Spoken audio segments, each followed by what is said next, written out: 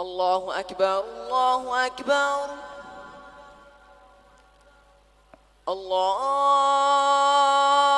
الله أكبر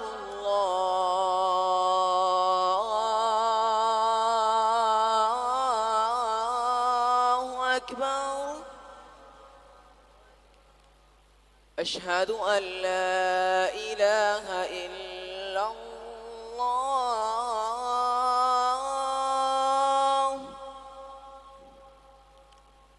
أشهد أن لا إله إلا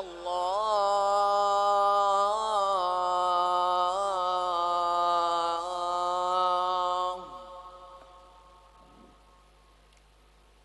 أشهد أن محمد رسول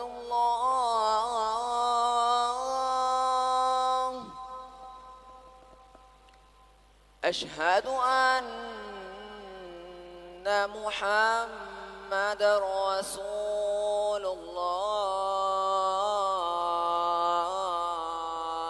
الله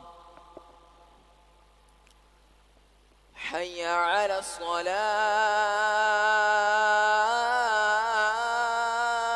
الصلاة حي على الصلاة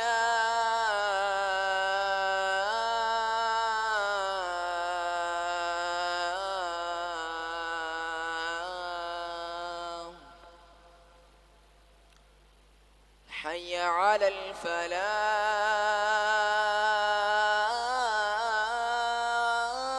الفلاح حي على الفلاح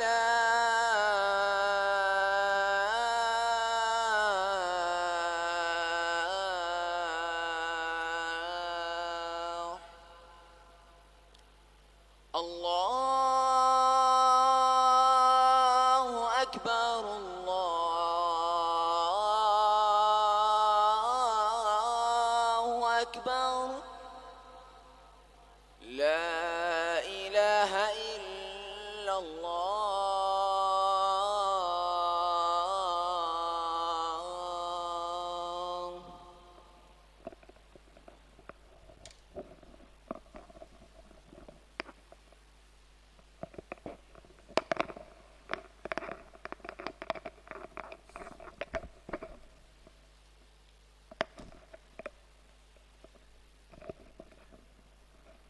الحمد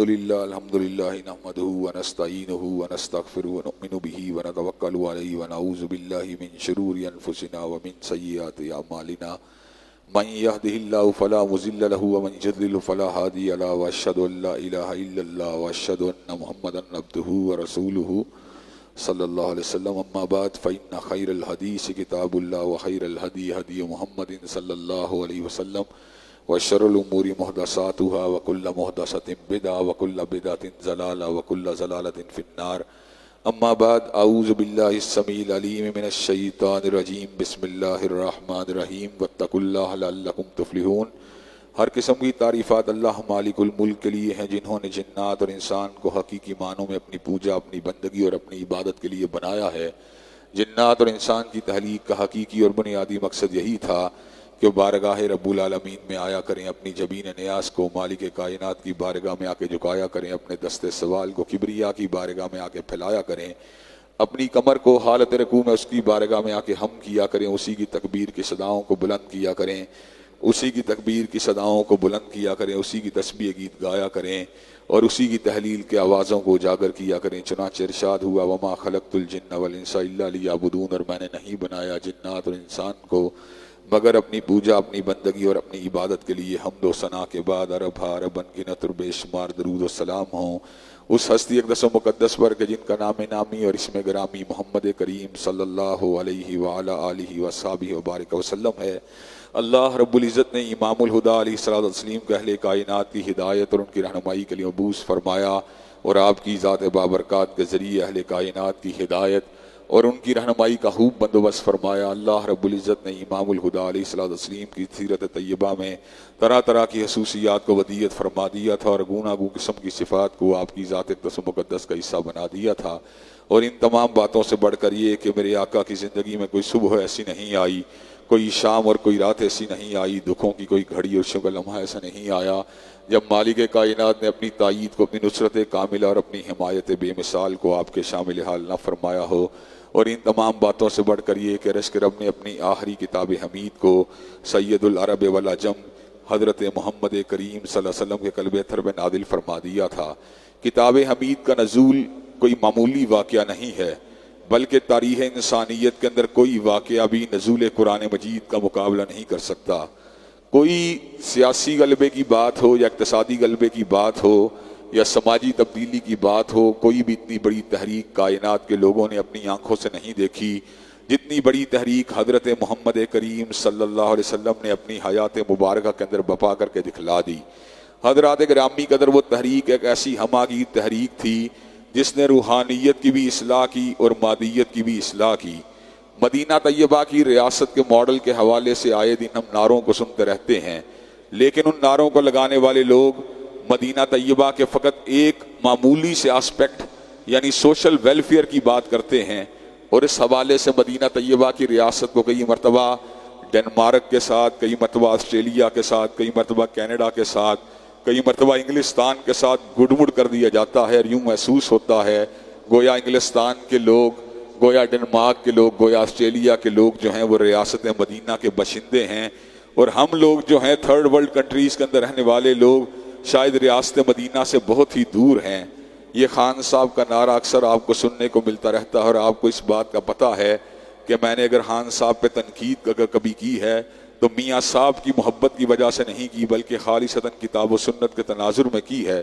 اس لیے کہ میرا وین میاں صاحب کے بارے میں بھی آپ اچھی طرح جانتے ہیں کہ میں اس بات کو سمجھتا ہوں کوئی بھی شخص فقط دنیا داری کی بنیاد کے اوپر جو ہے اگر وہ ریاست کی اصلاح کرنا چاہتا ہے وہ کامیابی کے ساتھ یہ کام کبھی بھی نہیں کر سکتا۔ اس کی وجہ یہ ہے اگر مادیت کا عروج ہی ہر چیز ہوتا تو میں نے کچھ جمعے پہلے آپ کے سامنے اس بات کو رکھا تھا، بزنس ایڈمنسٹریشن کی تعلیم کے لحاظ سے احمد آباد کا بزنس کالج جو ہے پاکستان سے کہیں آگے نکل چکا ہے۔ اسی طرح میں نے آپ کے سامنے اس بات کو رکھا تھا بنگلور کے اندر IIT کی جو انڈین انسٹیٹیوٹ آف ٹیکنالوجی ہے وہ اس وقت دنیا کے اندر رینکنگ کے اعتبار سے میساچیوسٹ کا مقابلہ کرتا ہے۔ اسی طرح جو ہے بڑے بڑے اداروں کے مقابلے کے اوپر ان کا انسٹیٹیوٹ اس وقت پہنچ چکا ہے، بڑے بڑے میڈیکل کالجز بھی وہاں پر موجود ہیں، اور جہاں تک تعلق ہے زبان انگریزی کی بات کا تو انگلستان کے لوگوں کے مقابلے کے اوپر، امریکہ کے لوگوں کے مقابلے کے اوپر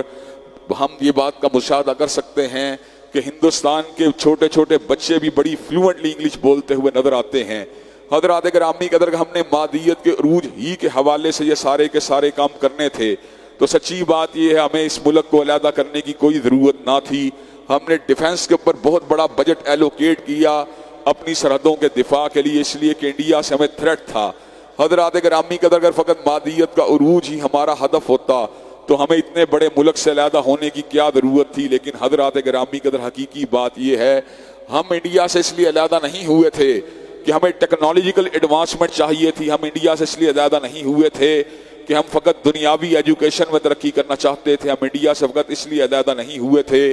کہ ہم بڑے بڑے ہسپتالوں کا اور بڑے بڑے اداروں کا قیام کرنا چاہتے تھے، بلکہ انڈیا سے ہمارے جدائی کی بنیادی وجہ یہ تھی کہ ہم ایک ایسی ریاست کا حصول چاہتے تھے جہاں پر اللہ تبارک و تعالیٰ کی حاکمیت ہو، جہاں پر پیغمبر زماں محمد کریم صلی اللہ علیہ وسلم کی سنت کی اقتداء ہو، جہاں پر ان کے فرامین واضحہ کے مطابق اپنی زندگی کو گزار سکیں۔ حضرات گرامی قدر جمہوریت کا وہ تصور جس کی بنیاد کے اوپر پاکستان کو حاصل کیا گیا، بعد میں اس تصور کو مغربی جمہوریت کے ساتھ کچھ اس انداز میں گڑمڑ کر دیا گیا کہ آج پاکستان کی جمہوریت بھی مغربی جمہوریت کا ایک چربہ نظر آتی ہے۔ حقیقی بات یہ ہے ہم جمہور کے فیصلوں کو ستائش کی نظر سے دیکھتے ہیں، ہم اس کی تحسین کرتے ہیں، مگر ان امور کے اندر جو امور جو ہیں جن کا تعلق امور ملکی کے ساتھ ہے، جن کا تعلق عصری امور کے ساتھ ہے، جن کا تعلق مادیت کے ساتھ ہے، اگر ڈیم بننے کی بات آئے، اگر ڈیفنس بجٹ ایلوکیٹ کرنے کی بات آئے، اگر صدر و وزیر اعظم کے اختیارات کے درمیان توازن کی بات آئے، اگر مقننہ کی حدود کی بات آئے، اگر عدلیہ کے اختیارات کی بات آئے تو جمہور کا فیصلہ ہماری سر آنکھوں کے اوپر ہے، لیکن ہم ایسی جمہوریت کو کسی بھی طور کے اوپر قبول کرنے کے اوپر آمادہ و تیار نہیں ہیں جس جمہوریت کے اندر حضرت رسول اللہ صلی اللہ علیہ وسلم کے فرامین کے اوپر یا اللہ تبارک و تعالیٰ کے قرآن مجید کے اوپر مقننہ کے لوگوں کی رائے کو ترجیح دی جائے۔ حضرات گرامی قدر، قومی اسمبلی کے اکثریتی فیصلے کی بات نہیں کرتا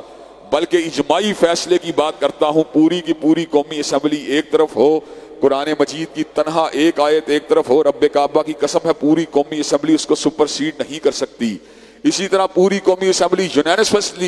یونینیمسلی ایک ڈیسیجن لے اور وہ ڈیسیجن حضرت رسول اللہ صلی اللہ علیہ وسلم کے فرامین واضحہ کے ساتھ مطابقت نہ رکھتے ہوں تو رب کعبہ کی قسم ہے پوری قومی اسمبلی کا اجماعی فیصلہ جو ہے اس کو رد کر دیا جائے گا، لیکن پیغمبر زمان حضرت محمد کریم صلی اللہ علیہ وسلم کی حدیث طیبہ کے اوپر آنچ کو نہیں آنے دیا جائے گا۔ حضرات گرامی قدر، امور ملکی کو چلانے کے لیے ہم آئین پاکستان کے بھی پابند ہیں اور ملک کے اداروں کے بھی پابند ہیں، لیکن جہاں پر ہم اس بات کو محسوس کریں گے اور جہاں پر محسوس کرتے ہیں اور جہاں پر محسوس کرتے رہے کہ یہ فیصلے جو ہیں یہ حضرت رسول اللہ صلی اللہ علیہ وسلم کے فیصلوں کے ساتھ متصادم ہیں، یہ فیصلے جو ہیں رب کریم کے قرآن کے فیصلوں کے ساتھ متصادم ہیں، تو رب کعبہ کی قسم ہم نے پہلے بھی ان باتوں کو نہیں ماننا تھا، آج بھی ان باتوں کو نہیں مانتے اور کل بھی ان باتوں کو نہیں مانیں گے۔ حضرات گرامی قدر، موت کے دن تک اس بات کا اعلان کرتے رہیں گے، میاں صاحب کا دور ہو، خان صاحب کا دور ہو، زرداری کا دور ہو، حضرات گرامی قدر مقننہ کی بات ہو یا عدلیہ کی بات ہو، وہ ہمارے سر آنکھوں کے اوپر ہے۔ اداروں کا احترام کرنا ہمارے اوپر لازم ہے۔ ہم اداروں کے دائرہ کار کو تسلیم کرتے ہیں، لیکن اس وقت تک تسلیم کرتے ہیں جب تک ادارے حضرت رسول اللہ کے فرامین کے اوپر سپر سیڈ کرنے کی کوشش نہیں کرتے، جب تک ادارے اللہ تبارک و تعالیٰ کی آیات محکمات کے اوپر سپر سیڈ کرنے کی کوشش نہیں کرتے۔ جب وہ آیات محکمات پر اور جب وہ حضرت رسول اللہ کے فرامین کے اوپر سپر سیڈ کرنے کی کوشش کریں گے، پھر احسان علی ظہیر کا یہ گناہ گار بیٹا ٹنکے کی چوٹ یہ بات کہے گا، وَمَن لَّمْ يَحْكُم بِمَا أَنزَلَ اللَّهُ فَأُولَٰئِكَ هُمُ الظَّالِمُونَ وَمَن لَّمْ يَحْكُم بِمَا أَنزَلَ اللَّهُ فَأُولَٰئِكَ هُمُ الْفَاسِقُونَ۔ جو پروردگار عالم کے حکموں کے مطابق فیصلے نہیں کرتا وہ ظالم ہے، جو پروردگار عالم کے نازل کردہ حکموں کے مطابق فیصلے نہیں کرتا وہ فاسق ہے۔ اور حضرات گرامی قدر، کفر کا فتویٰ ہم اس لیے نہیں لگاتے کہ ہم یہ بات سمجھتے ہیں کہ کفر کا فتویٰ ان لوگوں کے لیے ہے جو باغی ہیں، جو معاند ہیں، جو دلی طور کے اوپر کسی بھی طور کے اوپر اللہ تبارک و تعالیٰ کے احکامات کو قبول کرنے کے اوپر تیار نہیں ہیں، جو کسی تساہل کی وجہ سے، کسی کوتاہی کی وجہ سے، کسی غفلت کی وجہ سے، کسی مجبوری کی وجہ سے، کسی بین الاقوامی دباؤ کی وجہ سے اللہ تبارک و تعالیٰ کی حاکمیت کو قائم نہیں کرتے۔ ہم ان کو ظالم تو کہیں گے، فاسق تو کہیں گے، لیکن احتیاط کے دائرے میں رہتے ہوئے کفر کا فتویٰ ان کے اوپر نہیں لگائیں گے۔ کفر کا فتویٰ ان لوگوں کے لیے ہے جو اللہ تبارک و تعالیٰ کی آیات محکمات کو نہیں مانتے، جو پیغمبر زمان حضرت محمد کریم صلی اللہ علیہ وسلم کی رسالت اللہ الخالدہ کو نہیں مانتے۔ حضرات گرامی قدر، یہی وجہ ہے کہ میں نے اللہ تبارک و تعالیٰ کے فضل و کرم سے گزشتہ کئی دہائیوں کے دوران اللہ تبارک و تعالیٰ کے فضل و کرم سے ارتقائی سفر کرنے کے ساتھ ساتھ اپنے آپ کو بالکل سیاسی جماعتوں کے ساتھ جو ہے ان کی حاشیہ برداری سے علیحدہ کیا ہوا ہے، اس لیے کہ اگر میں اپنی زبان کو بیچ کر، اپنے قلم کو بیچ کر، اپنے تخیلات کو بیچ کر، اپنے تفکرات کو بیچ کر خان صاحب کے قریب ہونا چاہوں، اللہ کی قسم مجھے کوئی بھی نہیں روک سکتا۔ اگر میں میاں صاحب کے قریب ہونا چاہوں مجھے کوئی بھی نہیں روک سکتا، لیکن میں یہ بات سمجھتا ہوں ایک آواز معاشرے میں ایسی ہونی چاہیے جو اللہ تبارک و تعالیٰ کی حاکمیت کی بات کرے،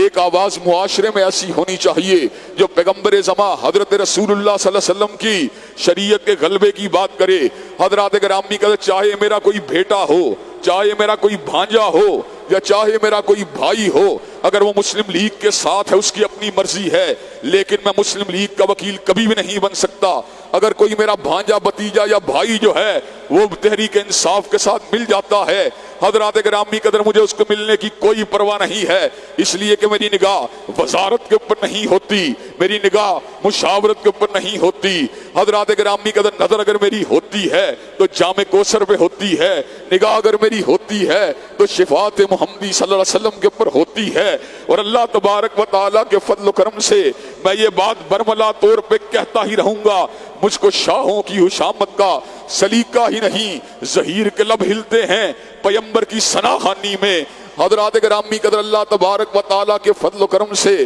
مجھے یہ بات کا اللہ تبارک و تعالیٰ کے فضل و کرم سے شرح صدر حاصل ہے کہ حضرات گرامی قدر، انسان اپنے انٹلیکٹ کو بیچ کر، انسان اپنی ذہانت و فطانت کو بیچ کر، انسان اپنے قلم کو بیچ کر، انسان اپنے تخیلات کو بیچ کر عہدے تو حاصل کر سکتا ہے، لیکن رب قدیر کی رضا کو حاصل نہیں کر سکتا۔ حضرات گرامی قدر، ہمیں حنیفہ ہونا چاہیے۔ حضرات گرامی قدر، کئی لوگ جو ہیں ہماری اس طرح کی باتوں کو بھی کوٹ کرتے ہیں، اور آج میں اس شبے کا ازالہ کر کے بات کو مزید آگے آپ کے سامنے بڑھا دینا چاہتا ہوں۔ کبھی میاں صاحب کے ساتھ ملاقات کا حوالہ، کبھی ہان صاحب کے ساتھ ملاقات کا حوالہ۔ حضرات گرامی قدر، آج بھی کہیں ہان صاحب مجھے نظر آئیں گے تو میں ان کو سلام لے لوں گا۔ آج بھی میاں صاحب کہیں نظر آئیں گے میں ان کو سلام لے لوں گا۔ آج بھی میرے ملک کا کوئی بڑا سیاسی رہنما مجھے نظر آئے گا میں اس کو سلام لے لوں گا، اس لیے کہ میرے ہی ملک کا رہنما ہے۔ لیکن حضرات گرامی قدر، میری وفاداریاں نہ اس کے لیے ہیں، نہ اس کے لیے ہیں، نہ میاں صاحب کے لیے ہیں، نہ خان صاحب کے لیے ہیں۔ حضرات گرامی قدر، جس نے وفاداریوں کے ذریعے اپنے لیے بینیفٹ کو حاصل کرنا ہوتا ہے، وہ اپنی زبان کو لچک دیتا ہے، وہ اپنی زبان کو گول کرتا ہے، وہ اپنی زبان کو موڑتا ہے۔ اور جس نے اللہ تبارک و تعالیٰ کی رضا کو حاصل کرنا ہوتا ہے، اس کی نگاہ نہ میاں صاحب کے چہرے پہ ہوتی ہے، نہ ہان صاحب کے چہرے پہ ہوتی ہے، نظر اس کی اگر کسی پہ ہوتی ہے یا رب کے قرآن پہ ہوتی ہے یا کالی کملی والے کے فرمان پہ ہوتی ہے۔ حضرات گرامی قدر، اللہ تبارک و تعالیٰ کے فضل و کرم سے میرا اس بات کے اوپر یقین ہے کہ اللہ تبارک و تعالیٰ اللہ الہ العالمین ہیں، اللہ تبارک و تعالیٰ رب العالمین ہیں، اللہ تبارک و تعالیٰ حقیقی بادشاہ ہیں۔ حضرات گرامی قدر، میں نے اس بات کو محسوس کیا کہ جہاں پر اللہ کی ربوبیت کی بات آتی ہے، پوری کائنات کا ہر مسلمان اس کو پروردگار ماننے پہ تیار ہے، پوری کائنات کا ہر کافر اس کو پروردگار ماننے پہ تیار ہے۔ لیکن جہاں پر معبودیت کی بات آتی ہے اللہ کی، اب معبودیت کے ساتھ ساتھ شجر کے سامنے جھکنے والے لوگ بھی مل جائیں گے، اسی طرح پتھر کے سامنے جھکنے والے لوگ بھی مل جائیں گے، مرکز و مزار کے سامنے جھکنے والے لوگ بھی مل جائیں گے، گنبد و دیوار کے سامنے جھکنے والے لوگ بھی مل جائیں گے۔ اللہ کی الوہیت کے ساتھ شریک کرنے والے بہت سے لوگ آپ کو نظر آ جائیں گے۔ لیکن حضرات گرامی قدر، اس سے اگلی سٹیج جو ہے وہ مالک الناس کی سٹیج ہے۔ کل اعوذ برب الناس مالک الناس الہ الناس، جہاں پہ پروردگار عالم کی ربوبیت کا ہر شخص قائل ہے، وہاں پر الوہیت میں شراکت ہو رہی ہے۔ اور جہاں پر اللہ کی بادشاہت کی بات آتی ہے، جہاں پر اللہ کی حاکمیت کی بات آتی ہے، جہاں پر ان الحکم الا للہ کی بات آتی ہے، جہاں پر حکم الجاہلیت یبغون کی بات آتی ہے، جہاں پر اللہ وحدہ لا شریک لہ کے اقتدار کی بات آتی ہے، جہاں پر اللہ کی آیات بینات کو امپلیمنٹ کرنے کی بات آتی ہے، جہاں پر پیغمبر زمان کی شریعت کے تنفیذ کی بات آتی ہے۔ حضرات گرامی قدر، مسلم سماج کے اندر آٹے میں نمک کے برابر وہ لوگ باقی بچ جاتے ہیں جو اللہ کی حاکمیت کے ساتھ تمسک کو اختیار کرتے ہیں۔ ایسے عالم میں کوئی شخص میاں صاحب کے پیچھے بھاگتا ہے، ایسے عالم میں کوئی شخص خان صاحب کے پیچھے بھاگتا ہے، لیکن حضرات گرامی قدر، ہم اکثریت میں ہوں تب بھی، ہم اقلیت میں ہوں تب بھی، ہم غالب اقلیت میں ہوں تب بھی، حتیٰ کہ میں اکیلا ہوں تب بھی، اللہ تبارک و تعالیٰ کے فضل و کرم سے جب تک سانس اور سینے کا رشتہ باقی ہے، جب تک زبان اور قوت گویائی کا رشتہ باقی ہے، جب تک دماغ اور فکر کا رشتہ باقی ہے، رب قدیر کی حاکمیت کا نعرہ لگاتا رہوں گا، اس کی حاکمیت کی طرف بلاتا رہوں گا۔ حضرات گرامی قدر، اللہ تبارک و تعالیٰ کی حاکمیت سے بڑا سنہرا خواب میری آنکھوں کے اندر کوئی بھی موجود نہیں ہے۔ مدینہ کی ریاست ایسے نہیں بنتی کہ سود کے کاؤنٹر بھی کھلے ہوں، مدینہ کی ریاست ایسے نہیں بنتی کہ شراب کی بھٹیاں بھی کھلی ہوں، مدینہ کی ریاست ایسے نہیں بنتی کہ حضرات گرامی قدر کعبہ گری کے اڈے بھی کھلے ہوں۔ مدینہ کی ریاست تب بنتی ہے جب کعبہ گری کے اڈوں کو بند کر دیا جاتا ہے، مدینہ کی ریاست تب بنتی ہے جب سودی لین دین کے تمام اداروں کو بند کر دیا جاتا ہے، مدینہ کی ریاست تب بنتی ہے جب شراب کی بھٹیوں کو بند کر دیا جاتا ہے۔ افسوس کی بات یہ ہے، کیا تم خان صاحب کے دور سے کچھ سبق نہیں سیکھا؟ افسوس کی بات یہ ہے، کیا تم نے میاں صاحب کے ماضی سے کوئی سبق نہیں سیکھا؟ کیا میاں صاحب نے کبھی شراب کی بھٹیوں کو بند کرنے کا ذکر کیا؟ کیا کبھی انہوں نے بدارے گناہ کو بند کرنے کا ذکر کیا؟ کیا کبھی انہوں نے کعبہ گری کے اڈوں کو بند کرنے کا ذکر کیا؟ رب کعبہ کی قسم ہے، ان لوگوں کے اندر وہ گٹس موجود نہیں ہیں، ان کے اندر وہ جرأت اور گفتار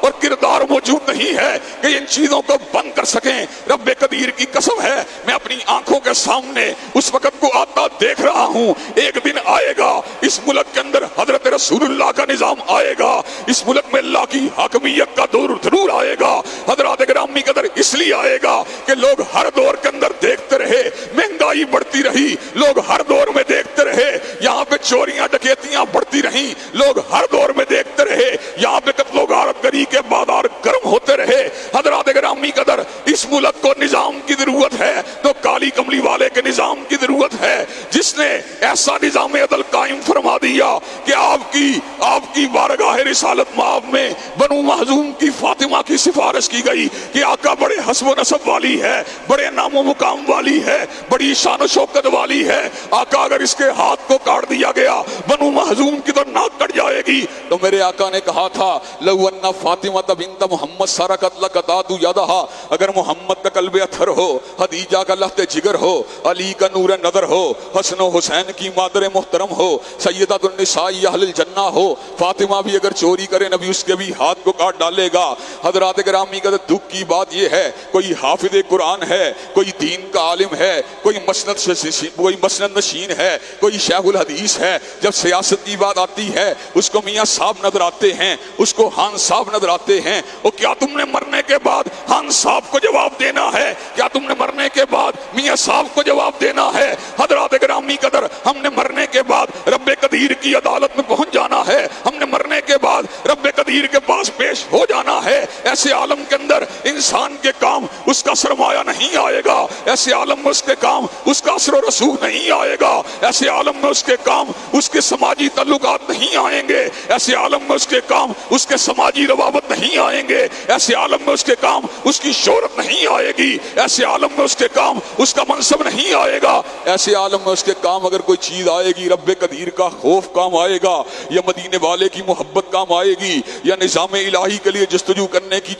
کرنے کی خواہش ہے وہ کام آئے گی۔ حضرات گرامی قدر میں کئی مرتبہ لوگوں کو سمجھانے کے لیے اب بات اگر اس طرف نکل گئی ہے تو اسی طرف تھوڑی سی بات کو مزید آگے بڑھا دینا چاہتا ہوں۔ حضرات گرامی قدر میں نے ہمیشہ آپ کو اس بات کی تلقین کی ہے اور آئندہ بھی کرتا رہوں گا، اپنے علاقے کے اندر جب ووٹ ڈالنے کی باری آتی ہے تو حضرات گرامی قدر نہ سرمایہ دار کو دیکھیے، نہ جاگیردار کو دیکھیے، نہ گنڈوں کو دیکھیے، نہ بدماشوں کو دیکھیے، نہ پارٹی کو دیکھیے، نہ برادری کو دیکھیے، بلکہ دیکھیے آپ کے علاقے کے اندر نظام الہی کی بات کرنے والا کون ہے، نظام مصطفیٰ کی ترجمانی کرنے والا کون ہے۔ حضرات گرامی قدر اس لیے کہ دنیا کے اندر تو ووٹوں کی گنتی ہوتی ہے، قیامت کے دن ووٹوں کو تولا جائے گا۔ حضرات گرامی قدر ایسے عالم کے اندر دنیا کے اندر تو ووٹوں کی گنتی کے نتیجے میں لوگ برسر اقتدار آ جاتے ہیں، لیکن قیامت کے دن آپ کے ووٹ کا تول ہوگا۔ حضرات گرامی قدر ایک ایک ووٹ کو جب تولا جائے گا تو کئی مرتبہ آپ کا تنہا یہ ووٹ جو ہے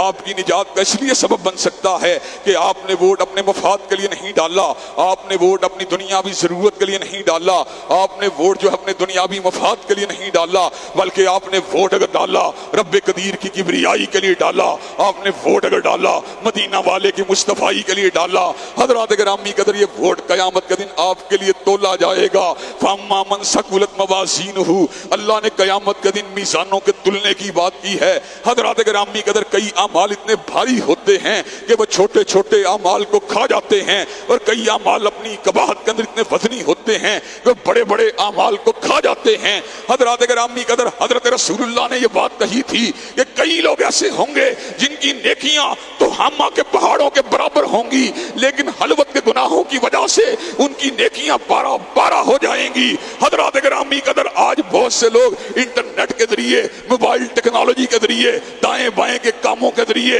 حضرات گرامی قدر ایسے کاموں میں ملوث ہو جاتے ہیں جس کے نتیجے کے اندر ان کی تہجد گزاریاں، جس کے نتیجے کے اندر ان کی شب زندہ داریاں، جس کے نتیجے کے اندر ان کی تسبیحات، جن کے نتیجے کے اندر ان کی تحلیلات، جن کے نتیجے کے اندر اس کا استغفار سب کا سب ضائع ہو جائے گا، اس لیے کہ خلوت کے اندر حرام کاری کا ارتکاب کرنے والے لوگ کس منہ سے پروردگار عالم کی بارگاہ میں کھڑے ہوں گے۔ حضرات گرامی قدر یہی بات جو ہے میں آپ کے سامنے کہنا چاہتا ہوں، تنہا عقیدہ توحید انسان کے لیے کتنا وزنی ہے۔ حدیث پاک میں ایسے شخص کی مثال آئی ہے جس کے ہر پلڑے، جس کے تارے نامہ اعمال میں سے ہر وہ عمل برابر برآمد ہوگا جو اس کے لیے تباہی کا سبب ہوگا، جو اس کے لیے بربادی کا سبب ہوگا، جو اس کے لیے ہلاکت کا سبب ہوگا۔ حضرات گرامی قدر انسان اس بات کو سمجھ جائے گا اب بچنے کی کوئی سبیل موجود نہیں ہے، اب بچنے کا کوئی راستہ موجود نہیں ہے۔ یکالک اس کے نامہ اعمال میں سے ایک پرچی برآمد ہوگی۔ حدیث بطاقہ نے ہمیں یہ بات سمجھا دی، حدیث بطاقہ نے ہمیں اس بات کا پتہ بتلا دیا۔ حضرات گرامی قدر پرچی جو ہوگی جب اس کو دائیں پلڑے میں ڈالا جائے گا، دایاں پلڑا پورا کا پورا وزنی ہو جائے گا، گناہوں کے پچھتارے اس ایک پرچی کے مقابلے میں بالکل ہلکے ہو جائیں گے۔ آدمی حیران ہو جائے گا۔ حدیث بطاقہ کے مطابق ایک چھوٹی سی پرچی نے میرے سارے کے سارے برے اعمال کو برباد کر کے رکھ دیا، میرے سارے کے سارے برے اعمال کو ہڑپ کر کے رکھ دیا۔ اس پرچی کو دیکھا جائے گا، اس کے اوپر لا الہ الا اللہ تحریر ہوگا۔ حضرات گرامی قدر تنہا لا الہ الا اللہ کی وجہ سے اس کا دایاں پلڑا بھاری ہو جائے گا۔ حضرات گرامی قدر یہی بات میں آپ کو سمجھانا چاہتا ہوں۔ ہم نے یہ وطن اگر حاصل کیا، ان الحکم الا للہ کی بنیاد پہ حکم حاصل کیا، ہم نے یہ وطن اگر حاصل کیا الحکم للہ کی بنیاد پہ حاصل کیا، ہم نے یہ وطن اگر حاصل کیا اللہ کی حاکمیت کے لیے حاصل کیا، ہم نے یہ وطن اگر حاصل کیا پیغمبر زمان کی شریعت کی عمل داری کے لیے حاصل کیا، اور انشاءاللہ ہمیں یہ کام پرامن طریقے سے اس ملک میں کرنے ہیں۔ حضرات گرامی قدر کئی لوگ بڑا گھبراتے ہیں، کہتے ہیں شریعت کے نفاذ کی بات کریں، انسان لاپتہ ہو جاتا ہے، انسان کو اٹھا لیا جاتا ہے، انسان کو تھریٹ کالیں آنا شروع ہو جاتی ہیں، انسان کو دھمکیاں ملنا شروع ہو جاتی ہیں، انسان پہ شدت پسندی کے لیبل لگنا شروع ہو جاتے ہیں۔ حضرات گرامی قدر اللہ تبارک و تعالیٰ کے فضل و کرم سے ہماری جدوجہد اصولی ہے، آئینی ہے، پرامن ہے، دستوری ہے، 73 کے آئین کے مطابق ہے، قرارداد مقاصد کے مطابق ہے۔ ہم اداروں کے ساتھ وفادار ہیں، ہم اپنی قوم کے ساتھ وفادار ہیں، ہم پاکستان کے ساتھ وفادار ہیں، لیکن اللہ تبارک و تعالیٰ کے فضل و کرم سے یہ بات کہنے میں حق بجانب ہیں۔ اگر جیے بھٹو کا نعرہ اس ملک میں لگ سکتا ہے، اگر نئے پاکستان کا نعرہ اس ملک میں لگ سکتا ہے، اگر مسلم لیگ کے لوگ نئے ڈیم نئے پلوں کا نعرہ اس ملک میں لگا سکتے ہیں، تو اللہ تبارک و تعالیٰ کے فضل و کرم سے یہاں پر لا الہ الا اللہ کی عملداری کا نعرہ لگانے کا ہم کو بھی حق حاصل ہے۔ ایک عرصہ پہلے یہاں بعض اداروں کے لوگ آئے، انہوں نے میرے سامنے اس بات کو رکھا اور مجھ سے یہ بات کہی، علامہ صاحب آپ بڑی اسلام کے نفاذ کی بات کرتے ہیں، آپ اس ملک کے اندر شریعت کی عملداری کی بات کرتے ہیں، آپ کیا چاہتے ہیں؟ میں نے کہا میں جو بھی کہتا ہوں حضرت قائد اعظم کے ویژن کے مطابق کہتا ہوں، حضرت علامہ اقبال کے ویژن کے مطابق کہتا ہوں۔ انہوں نے اسٹیٹ کو حاصل کیا، اسلامک ویلفیئر اسٹیٹ کے طور پہ حاصل کیا۔ اگر اس ملک کے اندر اسلام نافذ نہیں ہونا تو کہاں پہ نافذ ہونا ہے؟ حضرات گرامی قدر، ہم دلائل کے ذریعے، براہین کے ذریعے، ادلہ کے ذریعے اس بات کو واضح کر دینا چاہتے ہیں کہ اللہ کی قسم قائد اعظم رحمت اللہ علیہ نے اور علامہ اقبال رحمت اللہ علیہ نے ایک سیکولر ریاست کے لیے جدوجہد نہیں کی تھی، انہوں نے جدوجہد اگر کی تھی رب قدیر کی حاکمیت کے لیے کی تھی، پیغمبر زمان حضرت محمد کریم کی شریعت کی عمل داری کے لیے کی تھی، وگرنہ دلی کا رہنے والا بھی پنجابی بولتا تھا، امرتسر کا رہنے والا بھی ساگ کھاتا تھا، لسی پیتا تھا۔ ہم اس سے علیحدہ کس لیے ہوئے؟ اس لیے کہ اس کا نام بشنگ سنگھ تھا، ہمارا نام عبداللہ تھا۔ ہم اس لیے علیحدہ ہوئے، اس کا نام جوگندر سنگھ تھا، ہمارا نام عبدالسلام تھا۔ ہم نے یہ جدائی اور بٹوارہ اس لیے حاصل کیا تھا کہ ہم پیغمبر زمان محمد کریم صلی اللہ علیہ وسلم کی امت تھے اور اللہ اکبر کے نعروں کو لگانے والے تھے، اور وہ ویدوں کو پڑھنے والے اور ہنومان کے نعروں کو لگانے والے تھے۔ حضرات گرامی قدر، دکھ کی بات یہ ہے جو اٹھتا ہے وہ جناب والا میاں صاحب کی بات کرتا ہے، جو اٹھتا ہے خان صاحب کی بات کرتا ہے، ان کو اس کے علاوہ کوئی راستہ نظر نہیں آتا۔ حضرات گرامی قدر، مجھے یہ بات بتلائیے عدلیہ، مجھے یہ بات بتلائیے مقننہ، مجھے یہ بات بتلائیے بیوروکریسی، کب تک ان ڈائریکشنز کے اوپر چلے گی جو ڈائریکشن ہمیں مغربی سماج کے اندر مرض کرتے ہیں، وہ ڈائریکشن جو ہماری شناخت کو کھا جاتی ہے، وہ ڈائریکشن جو ہماری مسلمانیت کے اوپر ایک سوالیہ نشان کو کھڑا کر دیتی ہے، وہ ڈائریکشن جو ہمیں قال اللہ و قال رسول کے نعروں کو لگانے سے روکتی ہے۔ حضرات گرامی قدر، اور پھر ہمیں یہ بات کہنا پڑتی ہے، افا حکم الجاہلیت یبغون، افا حکم الجاہلیت یبغون، افا حکم الجاہلیت یبغون ومن احسن من اللہ حکما لقوم یوقنون۔ کیا لوگ جاہلیت کے ضابطوں کے پیچھے بھاگتے رہیں گے جبکہ پروردگار عالم کے قانون سے بہتر قانون کوئی بھی نہیں ہو سکتا؟ حضرات گرامی قدر، پتہ مسئلہ کیا ہے؟ مسئلے تین ہیں۔ مسئلہ نمبر ایک پارٹی کی پوجا، مسئلہ نمبر دو برادری کی پوجا، مسئلہ نمبر تین پیٹ کی پوجا۔ جب تک ہم ان تین چیزوں سے آزاد نہیں ہوں گے، اللہ کی حاکمیت کا نعرہ بلند نہیں ہو سکتا۔ معیشت کی گتھیوں کو سلجھانے کے بڑے خواب دیکھے، لیکن ملک معاشی تنزلی کی گہرائیوں اور دلدلوں میں اترتا ہوا نظر آ رہا ہے۔ خان صاحب نہ جانے وہ کون سا قومی خزانے کے اندر کروڑوں اربوں ڈالر چھوڑ کے گئے ہیں کہ شہباز شریف صاحب ڈیفالٹ ہونے کی باتیں کر رہے ہیں، اور 10% پے سلپوں کے اندر اضافے کی باتیں کرنے والے آج 10% پولیس کے اداروں سے اور دیگر محکموں سے ملازموں کی تنخواہوں کو 3 مہینے کے لیے کاٹا جا رہا ہے۔ کیا وجہ ہے؟ وجہ ایک ہے، وَلَوْ أَنَّهُمْ أَقَامُوا التَّوْرَاةَ وَلَوْ أَنَّهُمْ أَقَامُوا التَّوْرَاةَ وَالْإِنْجِيلَ وَمَا أُنزِلَ إِلَيْهِمْ مِنْ رَبِّهِمْ، اگر وہ تورات، انجیل اور اس کے بعد نازل ہونے والے قرآن مجید کو قائم کرنا شروع کر دیں، لا قالوا من فوقہم ومن تحت ارجلہم، تو اللہ تبارک و تعالیٰ آسمانوں سے بھی رزق کے دروازوں کو کھول دے گا اور زمین سے بھی رزق کے دروازوں کو کھول دے گا۔ رزق دینا یہ پروردگار عالم کی ذمہ داری ہے۔ اللہ رب ہے، میں عبد الرب ہوں، اللہ رزاق ہے، میں عبد الرزاق ہوں، اللہ وہاب ہے، میں عبد الوہاب ہوں۔ میں کیوں رزق کے لیے، میں کیوں چند ٹکوں کے لیے اپنے ضمیر کو بیچ کر اس کی حاکمیت کو چھوڑ کر کسی اور کی حکمرانی کی بات کروں؟ سورج نے گواہی دی میں اللہ کے حکم کے تابع ہوں، چاند نے گواہی دی میں اللہ کے حکم کے تابع ہوں، پتھر نے شہادت دی میں اللہ کے حکم کے تابع ہوں، درخت نے شہادت دی میں اللہ کے حکم کے تابع ہوں۔ انسان، یا ایھا الانسان ما غرک، یا ایھا الانسان ما غرک بربک الکریم الذی خلقک فسواک فعدلک۔ اے انسان، تجھے اپنے رب کریم سے کس چیز نے غافل کر دیا ہے؟ تو کیوں اپنے رب کی طرف نہیں آتا؟ سورج کتنا اللہ کے حکم کا پابند ہے، ایک سیکنڈ بھی آگے پیچھے نہیں ہوتا۔ چاند کتنا بڑا حکم کا پابند ہے، لاکھوں کروڑوں سال کی زندگی اللہ نے ان کو عطا کی ہے، ہر روز ڈیوٹی کے اوپر نکلتے ہیں،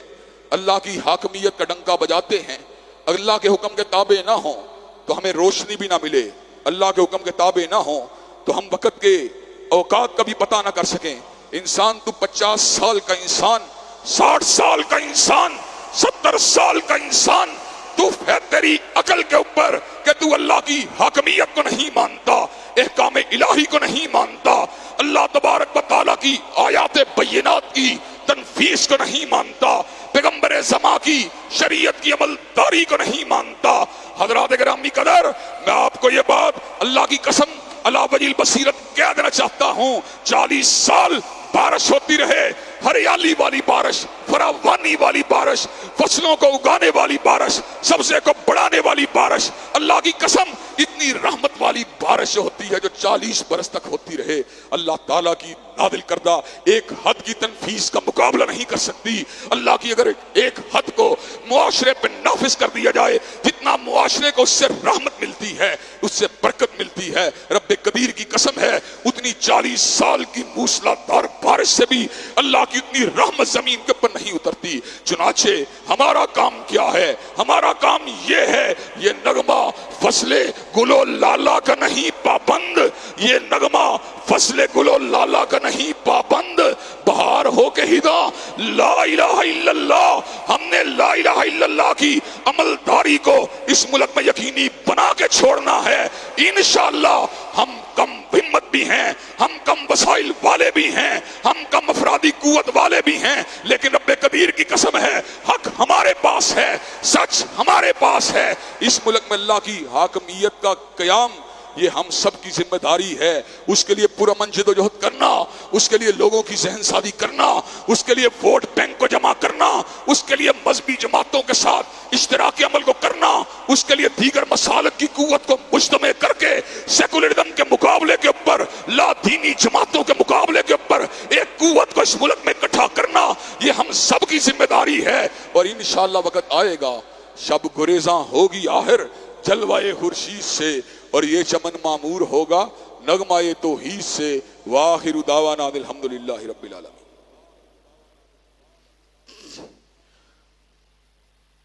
الحمدللہ نحمدہ ونستعینہ ونستغفرہ ونؤمن بہ ونتوکل علیہ ونعوذ باللہ من شرور انفسنا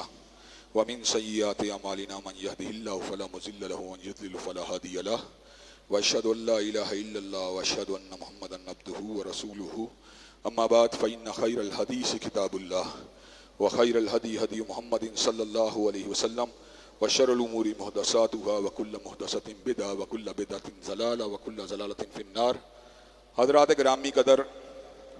اعمال رمضان کا تسلسل باقی سارے سال میں کس طرح ہونا چاہیے, اس حوالے سے آج معروضات کو پیش کرنے کا ارادہ تھا, لیکن ملک کے سیاسی حالات کی وجہ سے اللہ تبارک و تعالیٰ کی حاکمیت کی اہمیت کو اجاگر کرنا ضروری خیال کیا, اور اس حوالے سے اپنی چند معروضات کو آپ حضرات کے سامنے رکھا. حضرات گرامی قدر, ہم مسلمان بھی ہیں اور آئین پاکستان کے پابند بھی ہیں. جمہوریت سے ہمیں کوئی اختلاف نہیں, تا وقت کہ امور ملکی کو جمہور کی رائے کے مطابق طے کیا جائے.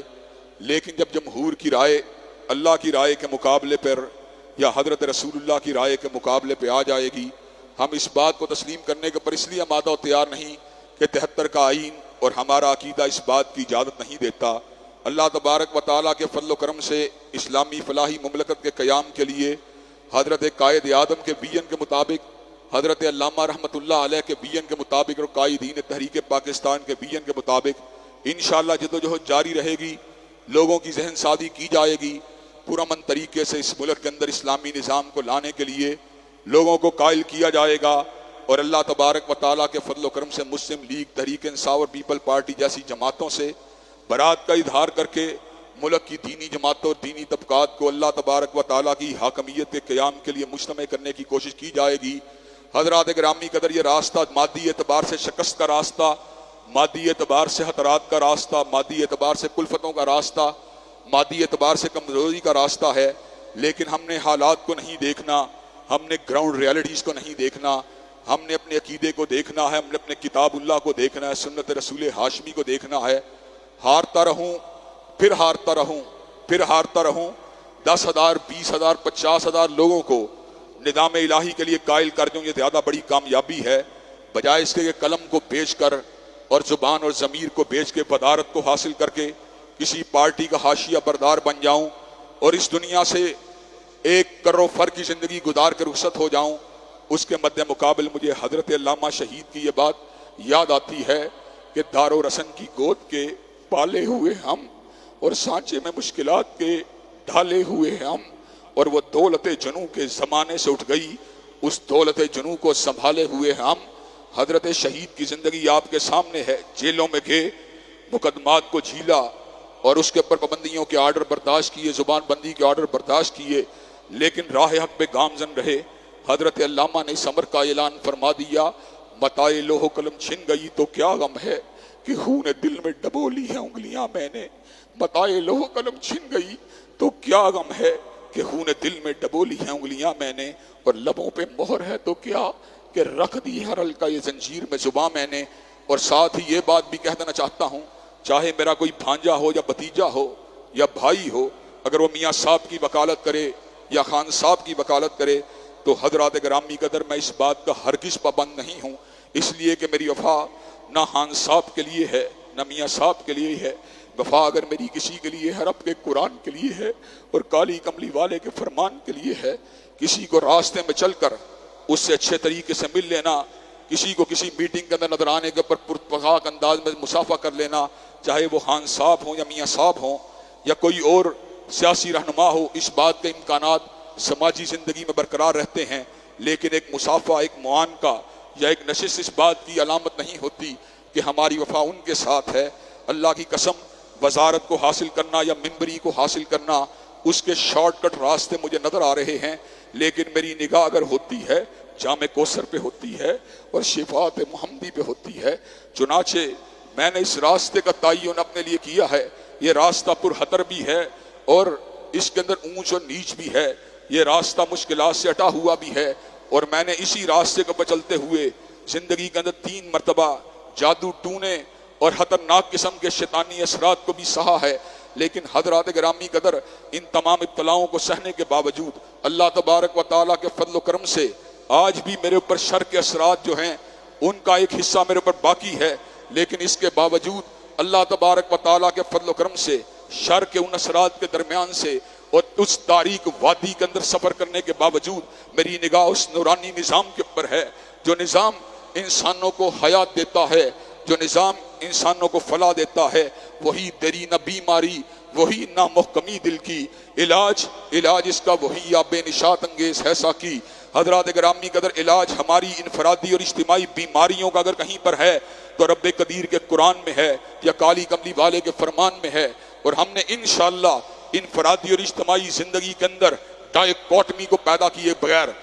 داخلی تضاد کو پیدا کیے بغیر اور انفرادی کنفلکٹ کو پیدا کیے بغیر یہ کوئی بات نہیں کہ ممبر رسول کے اوپر تو اللہ کی بات کروں لیکن کوچہ سیاست میں خان صاحب یا میاں صاحب کی بات کروں، یہ کوئی بات نہیں کہ مصلی امامت پہ کھڑا ہو کر تو میں الحمدللہ رب العالمین کہوں اور کوچہ سیاست میں خان صاحب یا میاں صاحب کی نوکری کروں۔ میری نوکری، میری وفاداریاں، میری غلامی اللہ حکم الحاکمین کے لیے ہے۔ میری زندگی کا مقصد تیرے دین کی سرفرازی، میری زندگی کا مقصد تیرے دین کی سرفرازی،